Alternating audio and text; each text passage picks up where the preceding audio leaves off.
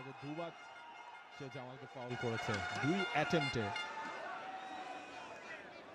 যে সান মারিনো জয়ের মুখ দেখেই না গত 21 বছর বা আরো বেশি সময়, 22 বছর ধরে তাদের ঝুলিতে জয় একটা।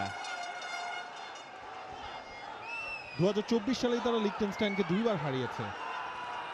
ওই 20 বছর পর 2004-এর পর 2024-এ তারা যখন প্রথম জয় পেল, এরপরও কিন্তু তারা আরো একবার হারিয়েছে এবং সেই ম্যাচের গোল স্কোরারও কিন্তু এই ম্যাচে আছেন নান্নি।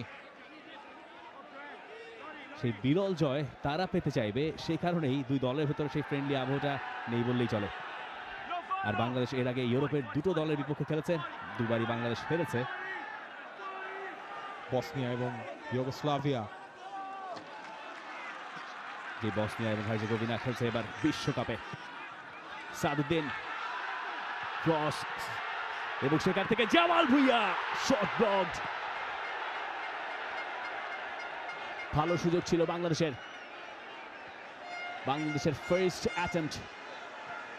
ধীরে ধীরে গুছিয়ে উঠছে থমাস জুলির বাংলাদেশ। এবং পরিষ্কার যে জিনিসটা তিনি বাংলাদেশের ফুটবলারদেরকে শিখিয়েছেন, আরো একটা ফাউল। ফজল আহমেদ ফাহিম তিনি ছুটছিলেন এবং সেখানে একটা কার্ড অফেন্স তো মনে হয় হয়েছে, তবে রেফারি ফ্রেন্ডলি ম্যাচ, পকেটেও তিনি খুব একটা হাত টাত দিতে চাচ্ছেন না।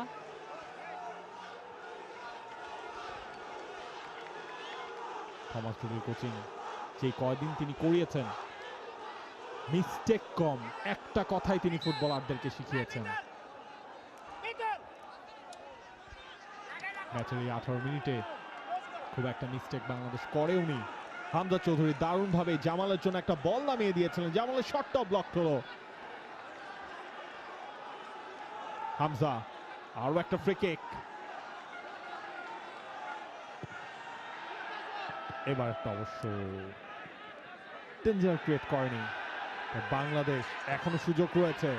জামাল ডান প্রান্ত দিয়ে বলটা রোটেট হয়েছে, আরো একটা ক্রস, হেডারটা হবে কিনা, হেডারটাও হলো এবং সান মারিনোর মাটিতে বাংলাদেশের প্রথম গোল। তপু বর্মন করে ফেলেছেন ন্যাশনাল টিমের জার্সিতে নিজের 7ম গোল। ঐতিহাসিক মুহূর্ত বাংলাদেশের জন্য। তপু বর্মন এই বৃষ্টি রাঙিয়ে দিলেন আরো বেশি। সান মারিনোর মাঠে বাংলাদেশ গর্জে উঠল ম্যাচের 19 মিনিটে। ইউরোপের দলের বিপক্ষে বাংলাদেশের গোল। সাজানো গোছালো আক্রমণের শেষটা তপু বর্মনের।